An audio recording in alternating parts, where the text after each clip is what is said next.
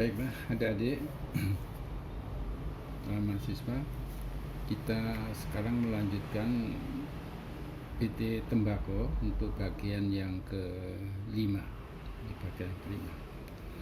Seperti sudah saya sampaikan pada bagian keempat, bagaimanapun juga tanaman tembakau itu sama seperti manusia, sehingga memerlukan adanya makanan.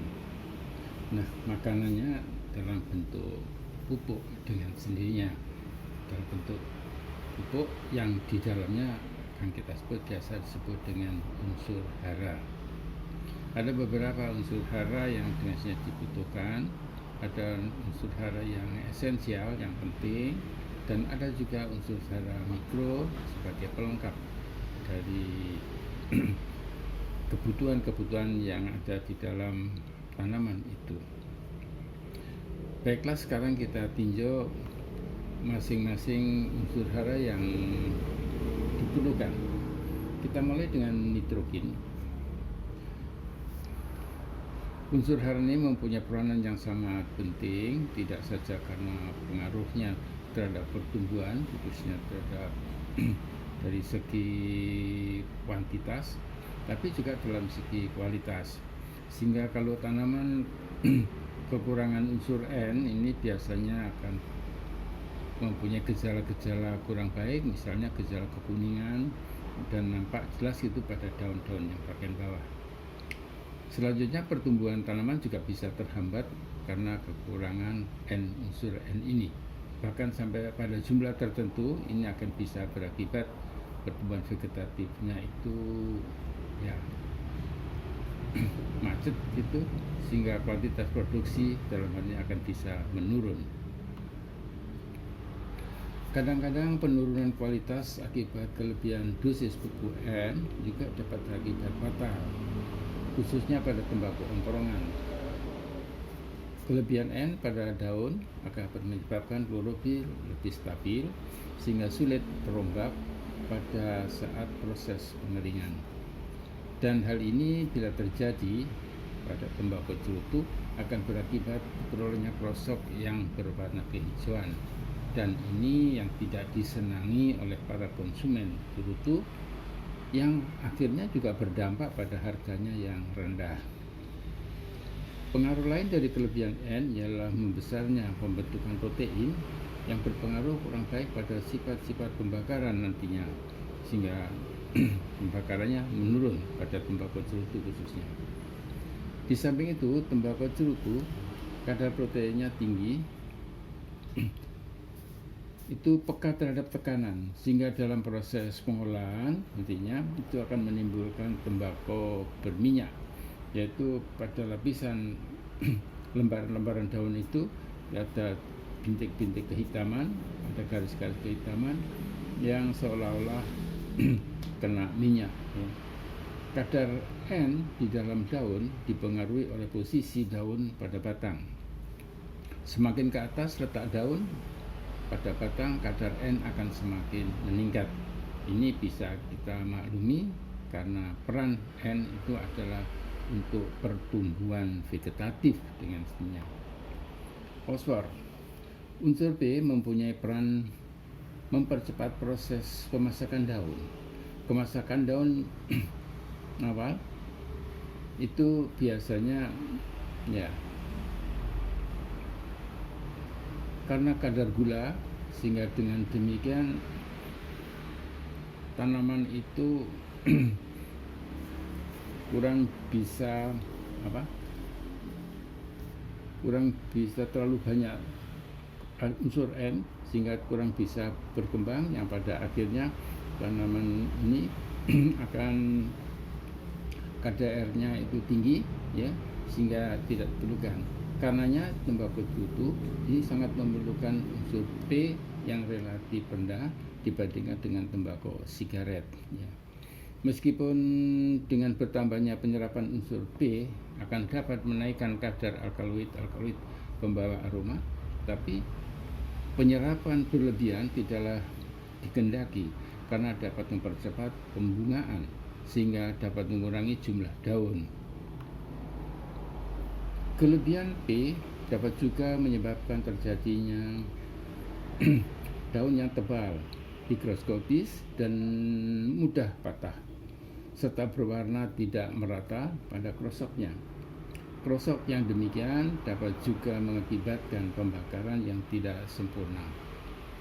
Gejala kekurangan P akan tampak warna daun yang gelap, serta pembungaan yang tertunda. Pada tembakau besuki, kadar P di dalam daun umumnya berkisar antara 0,2 sampai 0,5% terhadap berat kering. Seperti halnya N, maka semakin ke atas letak daun pada batang, semakin tinggi kadar P di dalam daun. Kalium. Kalium merupakan unsur hara yang mempunyai peranan yang penting di dalam metabolisme, khususnya sebagai unsur aktif dalam sintese karbohidrat dan protein. Fungsi lain dari unsur kalium ialah membantu dalam penyerapan nitrat serta transportasi ion-ion lain di dalam tubuh tanaman. Unsur ini juga mempercepat pertumbuhan dan kemasakan, serta unsur yang mempunyai peranan yang penting di dalam daya bakar. Unsur kalium juga memperbaiki struktur jaringan daun dan membuat daun lebih elastis, serta meningkatkan ketahanan terhadap kekeringan dan daya terhadap penyakit alternalia. Di samping itu, unsur K juga berpengaruh terhadap aroma. Unsur K juga merupakan unsur yang mobil seperti halnya unsur N dan P. Gejala kekurangan K akan nampak mula-mula pada daun bawah klorosis dan akan segera disusul dengan gejala nekrosis yang mula-mula berupa bintik-bintik kecil, lama-kelamaan membesar sehingga jaringan mati. Jaringan yang terlebih dahulu kering adalah jaringan pinggir, sedangkan jaringan bagian tengah biasanya masih tetap tumbuh. Nah, sehingga dengan demikian, maka bagian-bagian daun pinggir cenderung menggulung ke bawah. Dalam banyak kejadian, gejala kekurangan unsur K yang nampak nyata terjadi manakala kadar K dalam daun di bawah 0,5%. Gejala yang sangat ringan tampak lebih, kadarnya 2,5%. Pada tembakau besuki umumnya kadar bervariasi antara 3 sampai 6%. Kalsium, Ca. Unsur ini terutama diperlukan untuk pembentukan dinding sel. Berlainan dengan unsur N dan P dan K, maka unsur Ca mobilitasnya dalam tanaman adalah rendah. Hal ini disebabkan karena unsur Ca membentuk senyawa-senyawa yang tidak larut dalam air. Unsur Ca mempunyai fungsi yang antagonis dengan unsur K. Kelebihan unsur Ca cenderung akan menunda kemasakan daun dan memperpanjang masa negatif. Kelebihan unsur Ca dapat juga berpengaruh pada daya bakar yang kurang baik, namun sebaliknya akan berpengaruh baik terhadap warna abu dan aroma. Manakala kadar Ca cukup, maka akan dapat dihasilkan warna abu yang putih. Warna putih inilah yang dikehendaki oleh para konsumen karena mencerminkan pembakaran yang sempurna dan dapat merupakan petunjuk untuk sifat-sifat yang lain seperti aroma. Mengingat bahwa unsur Ca ini kurang mobil, maka gejala kekurangan akan nampak pada daun-daun muda. Kekurangan Ca lebih banyak bila suhu tinggi, sebab pada penimbunan Ca ini di batang yang intensitasnya meningkat dengan meningkatnya suhu. Bermula dari klorosis pada daun pucuk, selanjutnya ujung-ujung daun melengkung ke bawah dan kurang berkembang. Bila mana gejala kekurangan Ca itu berkelanjutan, daun-daun tersebut dapat mati. Pada tembakau besuki, kadar Ca bervariasi antara 2-5%. Umumnya kadar di dalam daun atas lebih rendah daripada daun bawah. Magnesium. Unsur magnesium satu-satunya unsur logam di dalam klorofil. Kekurangan magnesium dapat menyebabkan kurangnya karotin dan xanthophyll. Gejala kekurangan magnesium pada daun ditandai oleh klorosis yang bermula dari ujung dan tepi daun bawah yang berlanjut di bagian tengah daun serta daun yang lebih muda. Warna jaringan daun menjadi pucat, namun tulang-tulang daun cenderung tetap hijau. Setelah menjadi krosok, warnanya tidak merata dan bila dibakar menghasilkan warna abu yang gelap. Klor, Cl. Unsur klor dalam jumlah kecil akan berpengaruh baik terhadap produksi dan kualitas seperti warna krosok, kadar air, elastisitas, dan sifat pembakaran. Tetapi dalam jumlah banyak akan berpengaruh jelek terhadap daya bakar karena garam-garam dengan logam-logam alkali mempunyai titik lebur yang rendah sehingga pada pembakaran akan meleleh dan menutupi bagian bara api sehingga pembakaran dapat kekurangan oksigen, akhirnya bisa mati.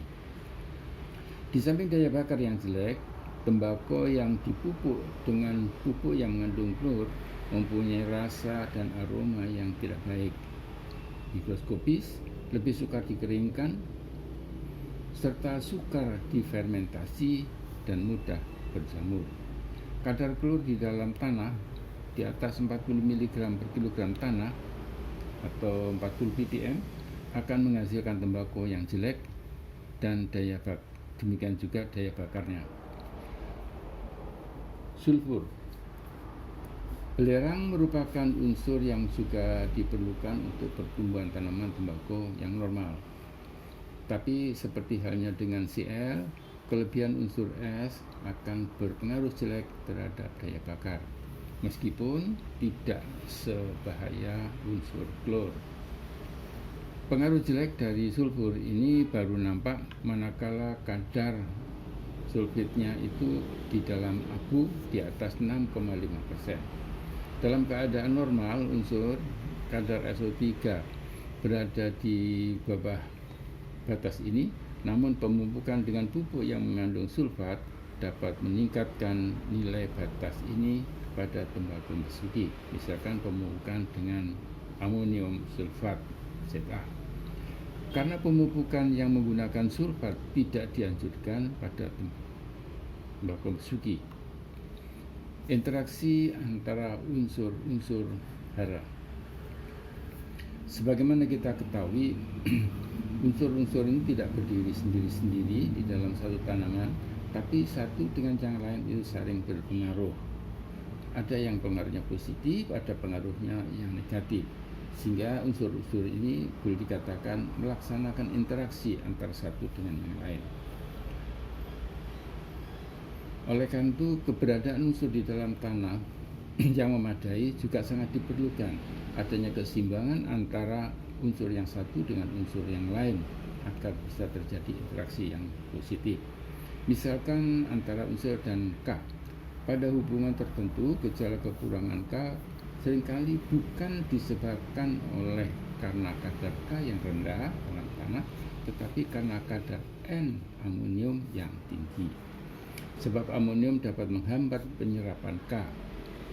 Gejala kekurangan K lebih cepat terjadi pada tembakau yang dipupuk dengan amonium dan daripada yang dipupuk dengan nitrat. Kadar K bila dibandingkan dengan jumlah kadar Ca plus Mg terdapat korelasi yang negatif, sehingga tinggi kadar Ca plus Mg semakin rendah kadar K daripada kadar K, sedangkan kekurangan Ca plus Mg yang disertai dengan kelebihan N dan P itu biasanya diikuti dengan penyerapan Mn, mangan. Keadaan ini akan dapat mengakibatkan keracunan. Daya bakar tembakau dipengaruhi oleh bermacam-macam unsur. Ada yang berpengaruh positif, tapi ada yang berpengaruh negatif. Karena itu, sebagai indikator untuk daya bakar, tembakau oleh Kulhas menentukan angka ketetapan daya bakar dengan rumus sebagai berikut. Menurut Kulhas, daya bakar itu ditentukan oleh besarnya K2O, persentase K2O, dan juga persentase Cl plus CaO plus MgO. Artinya di sini semakin tinggi angka ini, berarti kadar K2O-nya lebih tinggi, maka semakin baik daya bakarnya tembakau itu. Pendapat Kulhas ini juga sama dengan pendapat Ivanov, mempunyai ketetapan lain dengan rumus sebagai berikut. Daya bakar K2O, kemudian yang bawah itu Cl, Na2O, CaO, dan sebagainya. Dari kedua ini kita bisa melihat bahwa daya bakar itu memang banyak ditentukan oleh kadar K2O. Kalau kadar K2O itu lebih tinggi daripada kadar Cl, CaO, MgO menurut Kulhas, atau Cl2P25 menurut Ivanov, maka pada dasarnya ya daya bakarnya akan bagus. Angka tetapan Ivanov itu ternyata mempunyai korelasi positif yang lebih meyakinkan terhadap daya bakar dibandingkan dengan pendapatnya Kulhas. Untuk keputihan abu, yang juga merupakan salah satu indikasi kualitas, juga ditentukan oleh keberadaan unsur-unsur hara. Ada unsur hara yang berpengaruh positif dan ada unsur hara yang berpengaruh negatif. Berkaitan dengan hal ini, Middlebrooks menentukan angka tetapan keputihan abu sebagai berikut. Sebagai pembilang, NaO2O kalikan CaO plus MgO, penyebutnya K2O. Nah, di sini angka-angka tetapan ini pada dekatnya yang paling banyak menentukan keputihan abu itu Na2O, CaO, dan MgO. Sedangkan K2O itu malah justru mengurangi keputihan abu, ya, keputihan abu.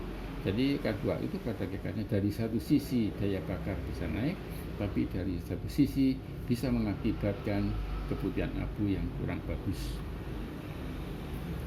Kita lihat sekarang pemupukan N. N hampir selalu diadakan dalam budidaya tanam tembakau. Sebagai pemupukan, N akan selalu berpengaruh positif pada tembakau. Pemupukan di samping harus memperhatikan masalah dosis, juga bentuk dari unsur N. Bentuk sumber N yang pada hakikatnya bisa amonium, nitrat, dan urea. Penggunaan N mana yang paling baik tergantung dari kondisi daerahnya. Secara umum, sumber N berbentuk nitrat itu lebih disukai daripada amonium, karena amonium pada dosis tinggi dapat meracuni tanaman dan menghambat penyerapan kar. Namun demikian, amonium mempunyai kelebihan ialah tidak mudah tercuci di dalam tanah. Sebaliknya, nitrat pada kondisi yang basah lebih mudah tercuci serta mengalami denitrifikasi. Perolehan pada tembakau Delhi, pupuk nitrat juga tidak disukai karena menyebabkan warna krosok yang tidak beradang. Sebaliknya, pada tembakau besuki, pupuk nitrat justru disukai karena pupuk amonium dapat menyebabkan perbaikan daya bakar, khususnya Za. Penelitian Ciotti di Perancis menyimpulkan bahwa kalsium nitrat dianjurkan untuk dipakai pada tanah berat, urea dianjurkan pada tanah ringan, sedangkan amonium sulfat kurang baik bila dibandingkan dengan kalsium nitrat atau urea. Penelitian Finn di Besuki menyimpulkan bahwa kalium nitrat KNO3 memberikan pengaruh yang baik pada pertumbuhan tembakau, baik secara kuantitas maupun kualitas. Nah, pemupukan KNO3 ini sebanyak 10 gram per tanaman akan memberikan pengaruh sebagai berikut. Kalau kita lihat, bisa meningkatkan produksi, memperbesar persentase panjang, memperbesar persentase tiris, dan kemudian mempertinggi ketahanan terhadap kekeringan. Salah satu keberatan daripada penggunaan KNO3 harganya yang relatif mahal, karena diperlukan dalam pemupukan adalah nitratnya. maka KNO3 ini dapat diganti dengan kalsium nitrat CaO3 yang seharusnya yang harganya lebih murah. Pupuk ini kadar N-nya sebesar 15,5% dan dosis yang dianjurkan adalah 6 gram per tanaman. Besarnya dosis ini tidak dapat dijadikan ketentuan yang umum atau yang baku diberlakukan di Besuki sebab masih tergantung pula pada kondisi tanahnya. Dari berbagai penelitian dosis yang sesuai, Besuki memang berkisar antara 6 sampai 10 gram per tanaman. Kelemahan lain pada pupuk ini ialah kalsium ammonium nitrat CaN yang kurang higroskopis sedangkan kadar N-nya lebih tinggi. Berikutnya kita mempelajari pemupukan lengkap, artinya terdiri dari 2 atau lebih unsur. Pada beberapa daerah pertembakuan untuk dapat memperoleh hasil yang maksimal diperoleh pemupukan secara lengkap, yaitu dengan menggunakan pupuk N, P, dan K, misalnya jenis rustika. Misalnya budidaya tembakau di Delhi mengandung unsur biasa digunakan pupuk guano tembakau yang pada dasarnya adalah campuran dari pupuk ZA, DS, dan ZK dengan perbandingan tertentu disesuaikan dengan kondisi tanah. Pada tanah aluvial digunakan guano 10-7,5 yang mengandung 5% nitrogen, 10% fosfor, dan 7,5% kalium yang maksud. Pupuk dengan formulasi ini mengandung 25 gram ZA, 25 kg DS, dan 10 kg ZK untuk tiap 100 kg pada tanah debu hitam yang kondisinya relatif miskin. Sedangkan digunakan formulasi yang lain 3,5, 11,6 ya. Ini untuk daerah miskin. Pemupukan biasanya dilakukan sebelum tanam dengan dosis 12 gram per tanaman. Di samping ini juga masih diperlukan pupuk dasar dengan menggunakan Thomas Latons Mill TSM yang mengandung 15-18 fosfor, 50% kapur. Pemupukan ini dilakukan sekitar 1 bulan sebelum tanam. Nah, itulah beberapa hal yang terkait dengan masalah soal pemupukan. Nah, sekarang kita lanjutkan dengan pengairan dan drainase. Sebelumnya perlu diketahui kalau pengairan itu pada kekannya lebih cocok adalah upaya untuk memberikan air, sedang kalau drainase itu lebih cocok untuk bisa mengatur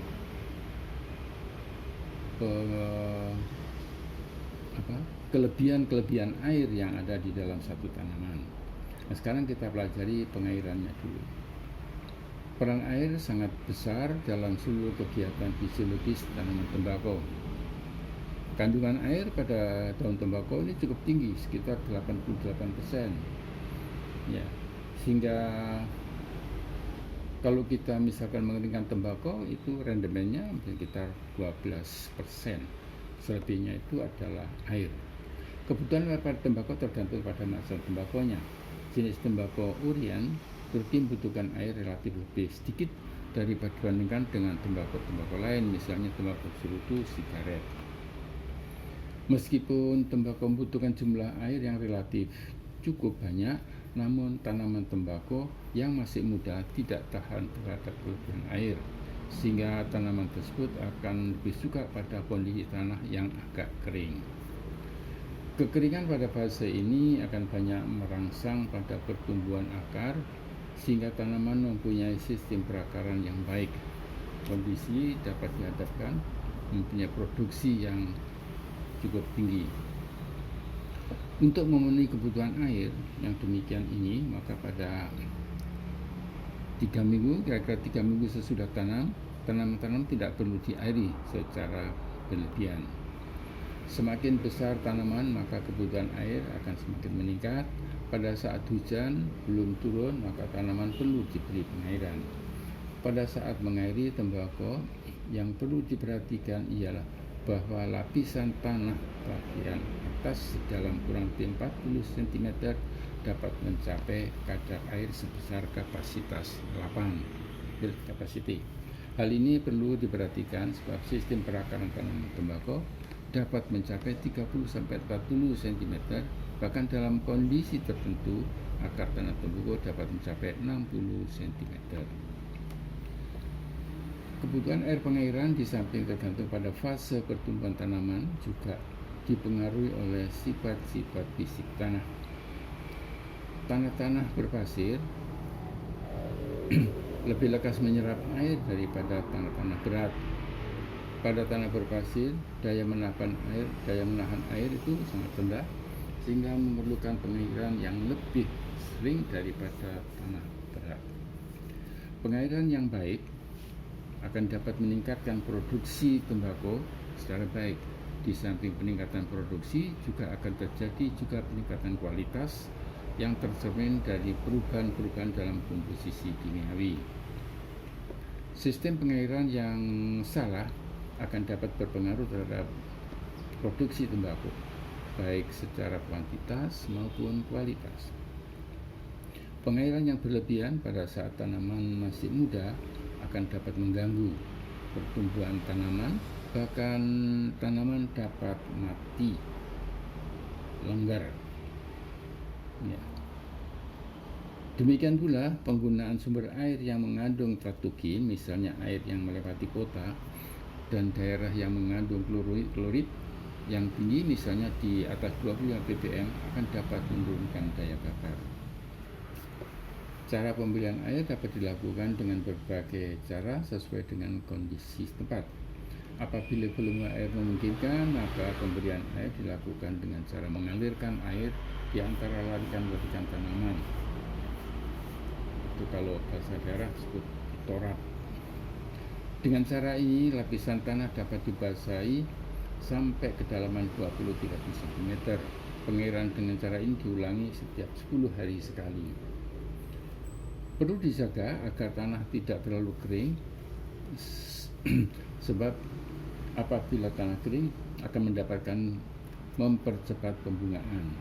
Apabila volume air tidak mencapai, maka cara pemberian air dapat dilakukan dengan cara disiram per tanaman. Cara penyiraman ini intervalnya lebih pendek lagi, yaitu sekitar 3-4 kali sekali sesuai dengan umur tanaman. Cara lain yang sudah banyak dilakukan di Delhi ialah menggunakan siram atas, sprinkle irrigation. Cara pengairan ini dilakukan untuk menambah jumlah air yang diperlukan pada tanaman apabila curah hujan kurang.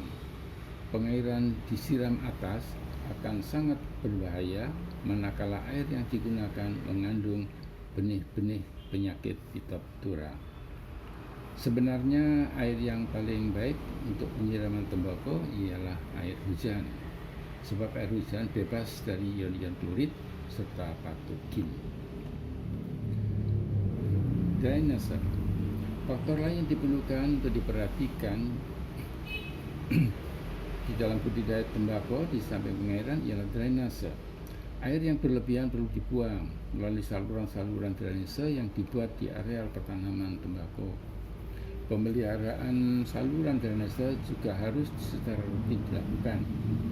Sebagai saluran dapat berfungsi dengan baik. Tanaman yang mengalami kelebihan air, daun-daunnya lekas kuning, dan bila berlebihan tanaman dapat layu, terutama pada siang hari.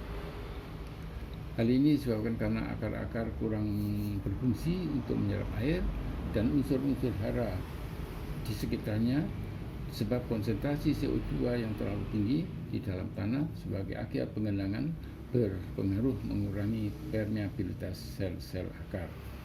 Sebagai akibat penyerapan air tidak dapat mengimbangi penguapan dan akibatnya daun-daun menjadi layu. Kondisi daun yang demikian ini masih bisa disembuhkan manakala intensitas tidak terlalu besar.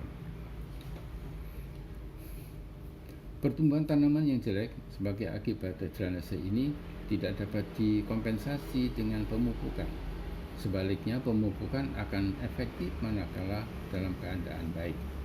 Bahkan upaya perbaikan saluran irigasi dengan tujuan untuk lebih memperlancar tersedianya air untuk pertanaman padi atau tebu kadang-kadang akan berdampak negatif terhadap pertumbuhan tanaman tembakau, sebab adanya saluran irigasi yang akan meningkatkan permukaan air tanah.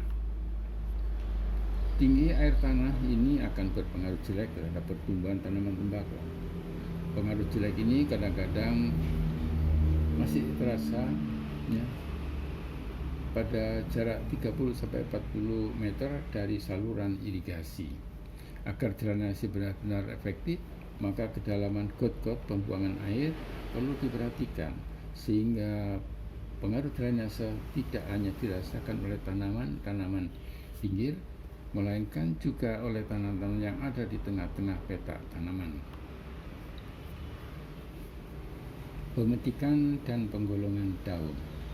Nah, sampailah kita pada saat untuk memungut hasil.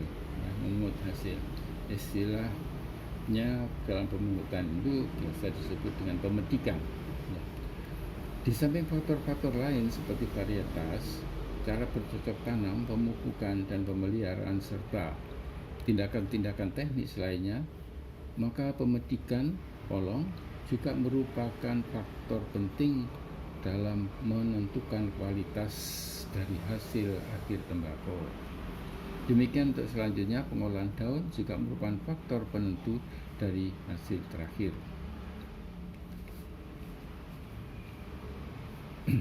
Pada tembakau ada dua cara pungut polong. Yang pertama adalah pungut batang. Pemungutan cara ini biasa dilakukan pada tanaman tembakau pipa di Lumajang, khususnya pada jenis-jenis kurungsung yang ditanam sebagai tembakau musim penghujan di sawah. Cara ini juga dilakukan pada tembakau asepan, Smoky tobacco atau tembakau Kentucky. Biasanya sebelum mengalami proses ini lebih lanjut, sesudah tanaman ini dicabut dan batangnya dibiarkan saja di sawah sehingga layu. Nah, ini yang permasalahan, dengan syarat tidak ada pencurian ya, tidak ada pencurian. Kalau ada ya itu sesuatu yang menjadi tambahan pekerjaan dengan siap untuk menjaga.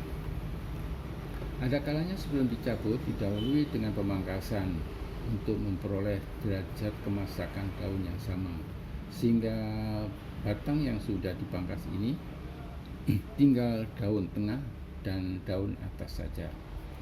Sesudah diadakan pemangkasan ini, daun bagian bawah menjadi muda kembali. Perkembangan lebih lanjut, daun-daun ini akan menjadi menebal dan membesar sehingga bentuknya menjadi berbendul-bendul, kadang-kadang diikuti dengan melingkar. Pertumbuhan daun akan menjurus ke bawah. Setelah jangka waktu kurang lebih 7 minggu sesudah dipangkas, daun sebelah atas sudah akan berwarna kuning-kuningan dan berbendul-bendul. Pada tingkatan inilah yang sudah dapat dipotong, yaitu dengan cara memotong atau mencabut batang bagian bawah. Pada umumnya tembakau rajangan, yaitu tembakau rakyat kecil, cara pemangkasan ini selalu dilakukan, hanya saja cara pemangkasannya berbeda-beda. Ada yang dipangkas tinggi, ada yang dipangkas sedang, dan juga ada yang dipangkas dalam. Pungut daun. Cara ini yang sering dilakukan dan banyak dilakukan pada tembakau cerutu pada beberapa tembakau sekaret, yaitu memungut daun satu persatu pada tingkat kemasakan. Pemetikan ini biasanya didahului dengan pemetikan daun kepel, yaitu daun yang terbawa dari persemaian, ya, dan juga daun pasir, daun yang paling bawah. Hal ini dikandung maksud agar dapat memperoleh daun-daun yang mempunyai kualitas yang bagus. Kadang-kadang untuk mencegah penyebaran penyakit batik Cercospora ini, daun-daun bagian bawah itu ya pemetikannya paling akhir atau kadang-kadang dibiarkan begitu saja. Cara memolong mempunyai pengaruh yang terhadap kualitas. Karena itu perlu diperhatikan, sebaiknya agar diperoleh kualitas yang baik. Beberapa hal yang perlu diperhatikan di sini dalam pemolongan itu, yang pertama derajat pemasakan daun. Pada tembakau umumnya polong dimulai pada saat tanaman mulai berbunga. Pada saat itulah terjadi pengangkutan unsur-unsur hara dari daun yang tertua menuju ke bunga atau buah. Adanya pengangkutan unsur N menyebabkan daun berwarna lebih muda. Sekalipun demikian, untuk menetapkan kemasakan daun bukanlah bunga yang dianggap sebagai patokan ya kriteria, tetapi tergantung pada habitus tanah dan tanda-tanda yang diperhatikan pada daun itu sendiri. Saat pemasakan yang tepat adalah saat pemasakan yang tepat adalah saat yang perlu, karena itu di luar saat ini akan diperoleh krosok yang warnanya agak kehijauan yang pada sortasi masuk dalam partai biru, hijau, tidak supel dan tidak pecah. Apabila polong terlalu tua, maka diperoleh daun krosok yang sudah tua dan keras serta mudah patah. Sedangkan kemungkinan serangan spikul lebih besar ya, khususnya penyakit patik dan Sphaerospora nicotiana. Tingkat pemasakan ini sehingga dengan demikian dapat dibedakan menjadi 3 tingkat: daun muda warna hijau, daun masa medium relief, daun tua over medium relief. Kemudian untuk tingkatan A dan B seharusnya ya dihindari untuk tembakau cerutu. Waktu polong yang bisa dipolong pagi hari, siang dan sore. Ini menunjukkan ada perbedaan kualitas. Pada dasarnya perbedaan itu adalah sebagai akibat perbedaan dalam kadar zat tepung. Pada daun yang dipolong pagi berwarna lebih muda, dan pada polong yang siang hari karena sudah mengalami asimilasi jadi warnanya lebih tua. Umumnya untuk cerutu, warna krosok yang dikehendaki adalah yang lebih muda. Di Delhi pernah dilakukan penelitian mengenai pengaruh